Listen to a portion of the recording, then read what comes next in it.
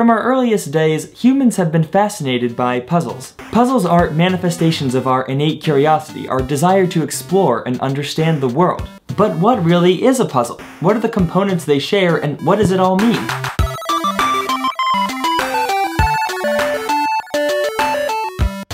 Let's establish some common ground first. What is a puzzle? Here's a starting definition provided by Egoraptor's Aaron Hansen. Puzzle is something you have all the information for. The only thing standing between you and the solution is your own ability to put the pieces together in the right way.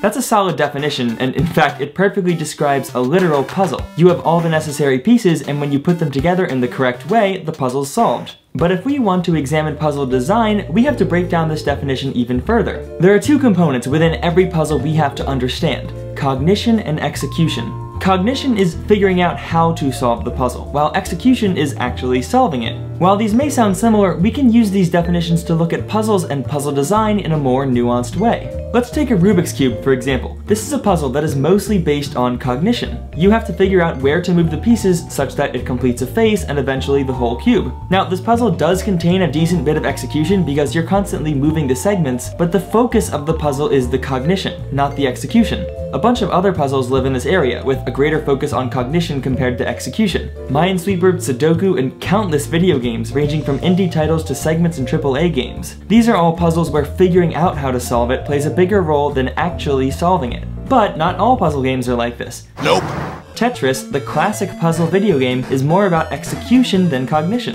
As you get further and further into the game, everything starts to speed up, and pretty soon you're mashing left, right, and rotate to get the tile into exactly the place where you want it to go. Another video game example of this execution-focused puzzle design is the game Snipperclips. Snipperclips is all about cutting pieces out of your characters and the environment to solve the puzzle and advance to the next one. But for many levels in the game, there's not much to figure out because it's quite obvious. Fit yourselves into the shape, put the ball in the hoop, get the princess to the diamonds, protect these guys from the sludge. The easy nature of these puzzles doesn't make the game bad, it's just that the focus of the game is more about the execution of the puzzle rather than figuring out how to solve it. Okay, so we have puzzle games with a greater focus on cognition and puzzle games with a greater focus on execution. What about puzzles with a relatively equal focus on both? Those definitely exist, and I think the best example of it is the game Portal. In this game, you have to figure out how to use portals and your surrounding environment to progress through the rooms you're in. The puzzles aren't easy, and you have to figure out how to solve it, and that usually takes a while. But the execution is also really involved. You're aiming at specific locations in timed sequences, and jumping to the right portal so you can fling yourself to newer heights and explore more. Portal's combination of cognition and execution is deep and complex, yet flows seamlessly in the context of the game. It's one of the reasons I think Portal is widely considered one of the best puzzle games ever. Okay, so we have three general categories of puzzles right now, but it's important to understand the limitations and caveats of a classification system like this. First off, whether a game has a focus on cognition, execution, or both is subjective. I didn't use any standardized metrics to reliably assess each game. My categorizations of them were judgments based around my interpretation of the game's focus. And because interpretations are inherently subjective, you and I might classify these games totally differently. So criticism 1, categories are subjective.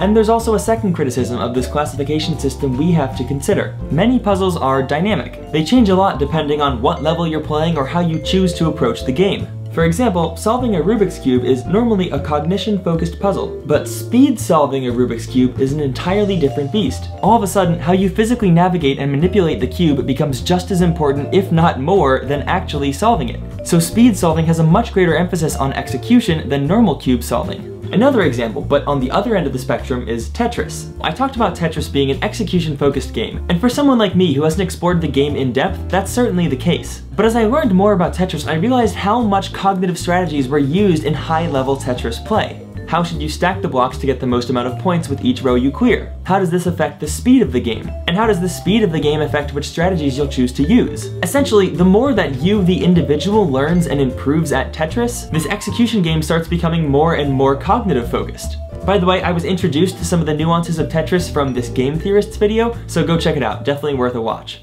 Alright, so where does this leave us? This video is about a system I made up. There's no formal research into it, it's just how I think about and understand puzzle games. 2 dimensions, 3 categories, 2 criticisms, and 1 guy who doesn't know what he's doing. Thanks for watching!